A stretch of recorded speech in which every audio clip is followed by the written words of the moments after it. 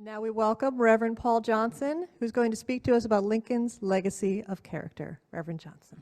Well, thank you, Beth, and good to be with you again. This morning,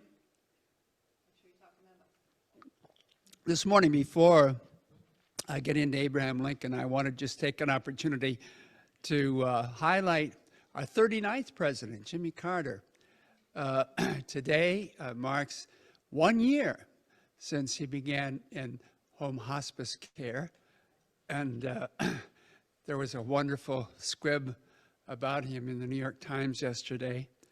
Of course, I remember him primarily in his presidency for the Camp David Accords, which led to the ultimate peace between Egypt and Israel, which is still in place. And there's still, and I noticed this when I was going from Israel to Egypt in 2013, there's still a little spinching of land between Israel and the Sinai, where United Nations peacekeepers are still there enforcing that peace since 1979. Of course, he had all those wonderful accomplishments in his post-presidential years of, observing elections across the world, of working with Habitat for Humanity, and negotiating all sorts of conflicts and agreements throughout the world. But I think I'm most impressed with his work against guinea worm, which led to so many people being blind in 21 countries in Africa and Asia. In 1986, when he began his initiative against guinea worm, there were 3.5 million cases. And last year, there were 13 in the whole world. What a legacy for that dogged 39th president who has kept up his intentions for a world of peace and health all these years.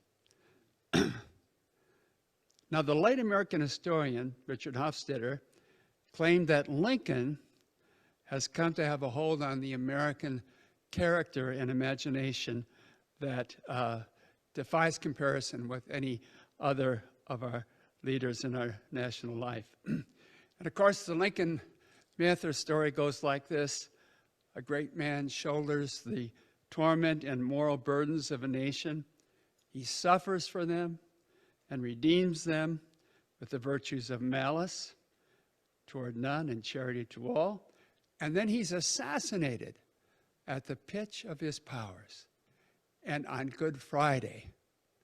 So the nation's predominant religion, Christianity, is melded to its civil religion in the person of Lincoln. This is what Hofstadter said. And I think there's a lot of truth to that, to the Lincoln legend. And this morning I wanted to look at his legacy of character that comes down to us over the years. And the first aspect, of course, is that he's an example of self-help and self-determination. He came from such humble circumstances. The one-room cabin in Kentucky was an actuality. I've seen it. How many of you seen it? It's there. The place where he was born, in that small little cabin. And he went from that to the highest office in the land. And it was an amazing ascent. He became a lawyer's lawyer. He argued more than 300 cases before the Illinois Supreme Court. And he had less than 1 year of formal schooling. He taught himself the law. He didn't read with an established lawyer. He determined at one point after his term in Congress that he needed to open up his intellectual skills, and he went through Euclid's 6 books of geometry and worked out all the problems there. He taught himself trigonometry so that he could work as a surveyor. And there have been thousands of books written about him. I remember once, many years ago, seeing that there were 16,000 books accredited about Lincoln, and many more since then. This was about 20 years ago. But he has a fascination like no other politician. in our history, I believe. And of course, so many things about his life are well known: that he walked miles to borrow a book, how he stretched out on the floor to read by flickering firelight, how he split rails, how he failed at business the first time around, how he became a lawyer. We know that he was a great storyteller. We know that he battled depression periodically. We know that he didn't smoke, drink, gamble, or use profanity, a rarity on the frontier. He was elected numerous times to the Illinois State Legislature and one term to the U.S. House of Representatives. He failed at two tries to be elected to the Senate, but that he won the presidency. He married Mary Todd, much higher on the socioeconomic scale than he was, and we know they had 4 children. Only two of them survived to adulthood. We know of his stirring speech at Gettysburg. We know that he had terrible difficulties with his generals in the Civil War. One, of course, was successful, was General Grant, and when he was criticized for keeping a general on who drank so much, he said, "I wish I knew what kind of whiskey he drank to buy a barrel for all my generals." And of course, we know the details of his tragic assassination. But I want to delve into some of his legacy of character that comes down to us. First of all, he was a man who maintained a lifelong contempt for the idea that accidents of worldly rank imply a hierarchy of intrinsic worth. And he honored all people.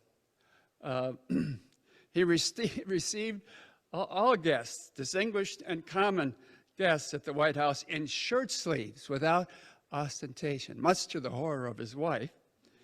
And he personally heard the petitions of common people and invited them to the White House, more than even did Jackson, who was known for democratizing the White House. One man knocked on the White House door and asked for a pair of pants. A woman seeking an appointment for a man said, "If you give this appointment, he promised to marry me." An Irish woman who owned a boarding house knocked on the White House door and said, "Will you help me collect past due rent from one of your government agents?" I'm much taken by the letters he wrote to common folks in the White House. And one stands out to me. A Captain Kurz was dismissed from the Army for some malfeasance or other. And this is what he wrote. He said, "Although what I'm about to say is in the form of reprimand, it is not intended to add a pang to what you have already suffered. You have too much in life yet before you, and so much promise." And he goes on to say, "Quarrel not at all." Apparently that was his problem, getting into arguments. "No man resolved to make the most of himself can spare time for personal contentions. Better give your path to a dog than be bitten by him in contesting for the right. Even killing the dog would not cure the bite." Interesting, isn't it? His letters. Second, his honesty. At one point in one of his campaigns, it was written in campaign literature that he had read Plutarch's Lives, which he had never done. So he went home and he read them to make sure that this was honestly portrayed. And even his political enemies were impressed with his honesty. Douglas, when he learned that he was going to be debating Lincoln, said, "I've got my work cut out for me. He's as honest as he is shrewd." He's as honest as he is shrewd. He traveled the 8th Judicial Circuit in Illinois for many years as a lawyer and got to know thousands of people. And he was very good at remembering names. And when Judge Davis of the 8th Circuit wasn't able to sit in one of his courts, he would ask Lincoln to take his place. And other lawyers that he had contested with over many years accepted that because they knew him to be a fair, unbiased person. He kept his word politically. He served just one term in Congress. And a number of folks said, you know, Abe, if you ran again, you would win. And he said, no, I promised my constituents that I only would be there for one term, and I'm keeping my word. So he was honest, it's claimed, but he was not always forthright. Isn't that interesting? A Chicago lawyer who knew him for many years said, one great mistake is that people of this country believe Lincoln to be a guileless and unsophisticated man. There never was a greater mistake. He handled and moved men remotely as we do pieces on a chessboard. A number of years ago, when I was doing research for James Freeman Clarke, one of my hero ministers from the 19th century Unitarian, I came across this little point that after the Civil War started, Governor Andrew, who was a member of his congregation, said, I want you to go to down to Washington and see how our troops are doing at the start of the war. And so he went there, and he got a personal meeting with President Lincoln. And this is what he said: the president is a plain man. I don't think he will do anything malicious. I don't think he'll be too effective. He doesn't even have good grammar. He says heard rather than heard. My goodness, what sort of criticism from, you know, I don't know if he was a Boston Ryman, but he kind of had features of that. But by the end of the war, I read a sermon where James Freeman Clarke highly praised Lincoln for his work during the Civil War. So he changed his mind about him. But Lincoln knew the complexities of politics, the strategies and schemes of politics. He was a master of them. He took part in some way in all of the elections during his adult life. He was utterly obscure with no formal education at age 24, but at age 28, he was leader of his party in the Illinois House, always pushing politics as the art of the possible.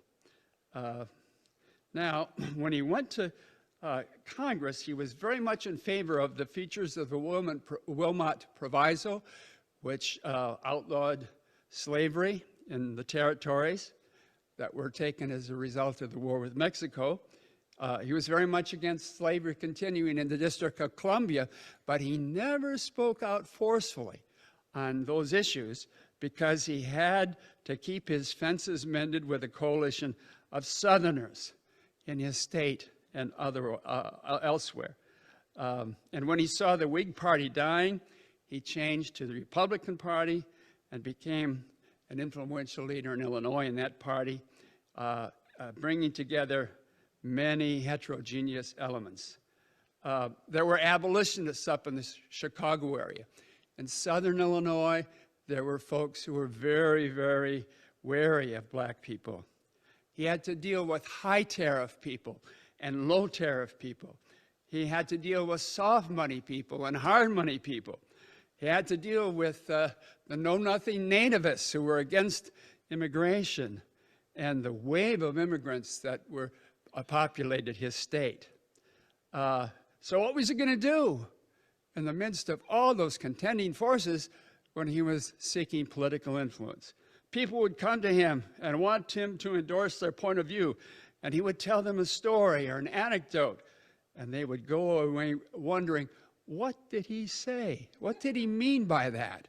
So he wanted, to straddle those political fences because he wanted to be successful in politics. Now, he kept his own counsel. But by 1860, he had maneuvered himself to be the really controlling political force in the party machinery of his state, which was a swing state in the national scheme of things. He made trips out east to get a national reputation. Most famously, of course, was his speech at the Cooper Union, so that he was well received by people out east as well. And by 1860, he had all his ducks in a row to run for the Republican nomination. And I don't see gross dishonesty on his part or the party's point, but they did something I learned about in reading David Herbert Donald's book on Lincoln, just a fascinating book. But he said that the candidate from New York, William Seward, had gotten the railway companies to subsidize all his supporters from New York to come out to Illinois, and they had gotten prime seats, tickets for the prime seats right in the front row. Well, that was not good, said Lincoln supporters, and so they made up counterfeit tickets. So their delegates, supported by the railroads, were seated in the front. Can you imagine that? I don't know if Lincoln knew about that, but they wanted to keep the New York and Pennsylvania delegates apart, and they put them at opposite ends of the hall. But Lincoln, as he predicted, won the nomination on the third ballot.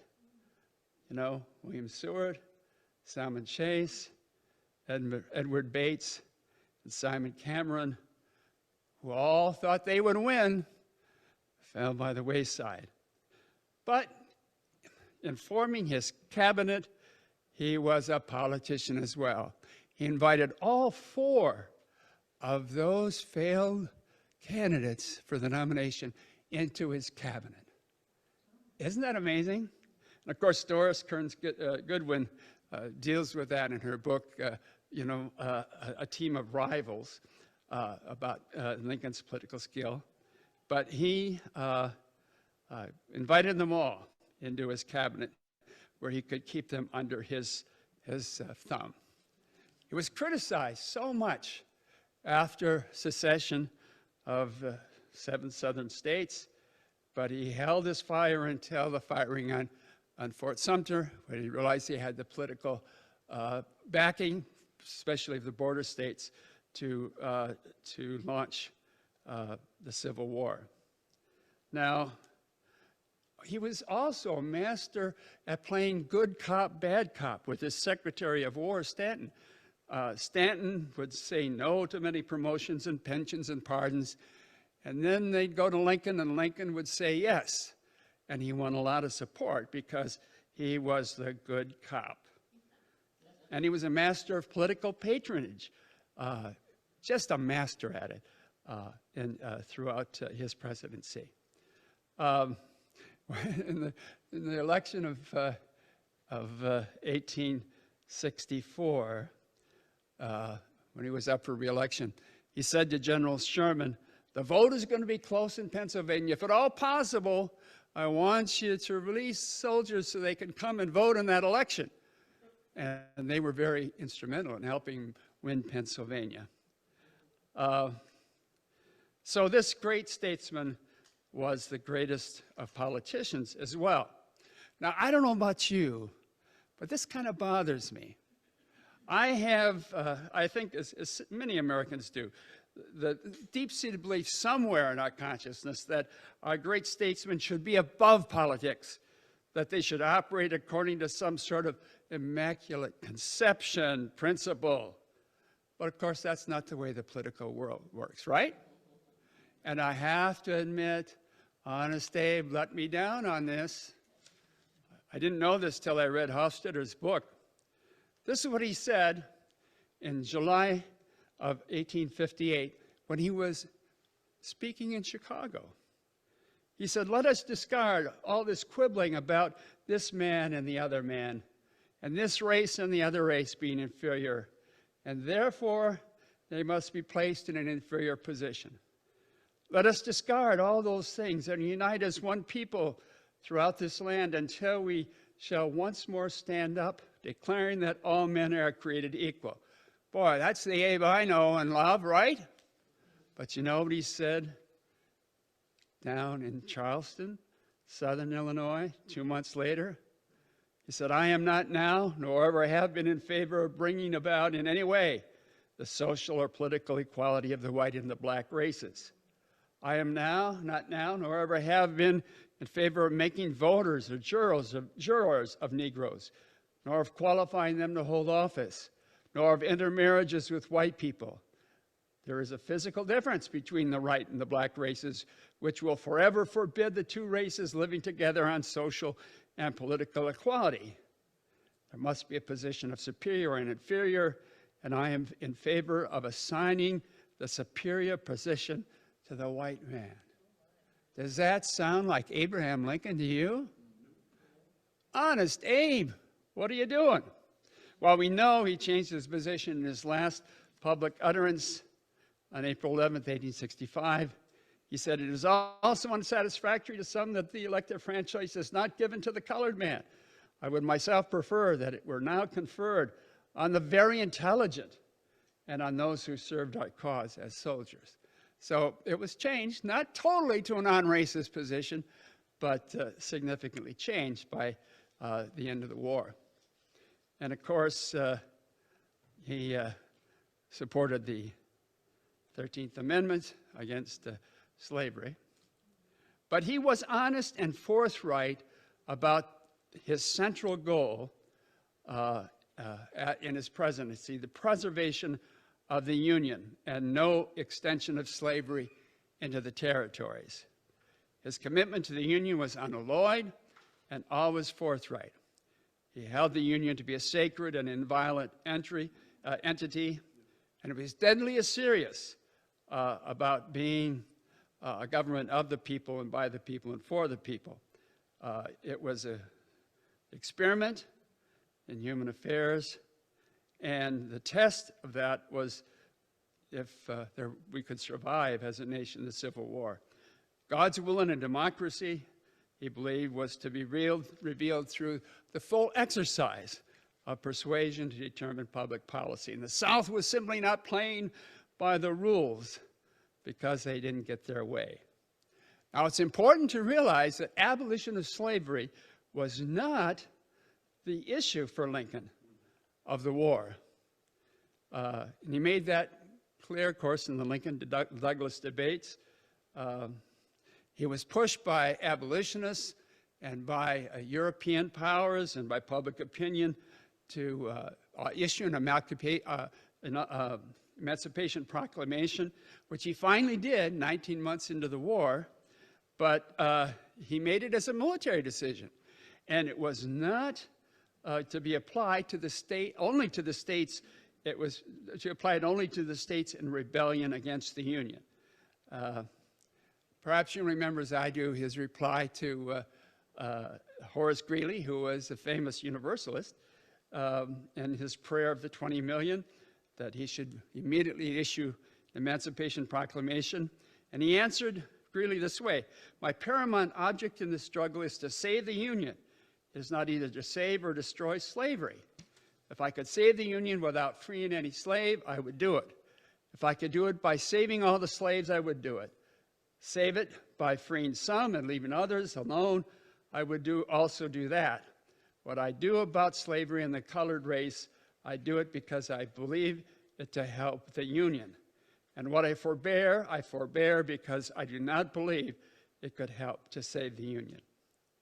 Now, we do know that after the war, he was a strong supporter of the 13th Amendment, which outlawed slavery in this country. But what he bequeathed to us was a love and devotion to the Union as embodying the most advanced form of government. Remember the statement, you can fool all of the people some of the time, and some of the people all the time, but you can't fool all the people all of the time. And I totally bought that for many years. And I thought, no, you don't have to fool all of them at any point. You can only feel 1%, and you'll get your way, right? Or with the Electoral College, you don't even need 50%. So I'm a little fuzzy on his point there, but of course that was his position. And then I want to point out that his sympathy was great. At one point, he telegraphed General Meade and said, "I don't want any boy under 18 to be shot for insubordination." And he didn't commute all death sentences, but he was very forbearant. And he said his most difficult days were the days when he was called upon to make a decision on appeal to the death sentence of soldiers. He was forgiving and merciful in other ways.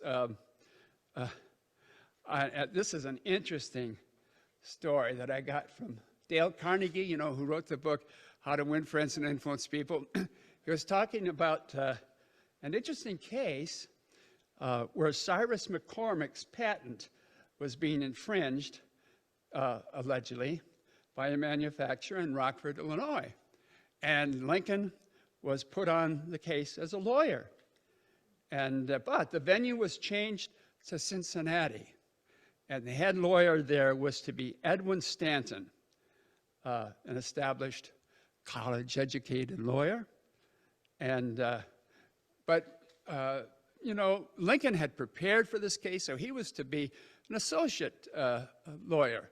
So he gets out to Cincinnati, and Stanton sees him, and he said, "I will not associate with such a long-armed, gawky ape." Can you imagine that? If I can't have a man who is a gentleman in appearance in this case, I will abandon it. He wouldn't even let Lincoln sit at the lawyer's table with him. Boy, Lincoln said, "I've never been so brutally treated in my life as I have been by that man Stanton." So I suppose most lawyers would go back to Illinois, but he said, "I'm going to stick around." He said, "These college-educated lawyers were coming very close to Illinois. They're already to Ohio. I'm going to stick around and see what I can learn from Stanton." Isn't that interesting? Well, when Lincoln became president, Stanton's contempt continued. He called him a painful imbecile, incapable of running the government. But 10 months into his term, his Secretary of War, Simon Cameron, wasn't working out. And he said to some associates, he said, "I'm going to swallow my pride. I know who would make a good Secretary of War, Stanton." And he appointed Stanton to his cabinet as Secretary of War. Isn't that amazing? And they got on famously, and Stanton did a terrific job.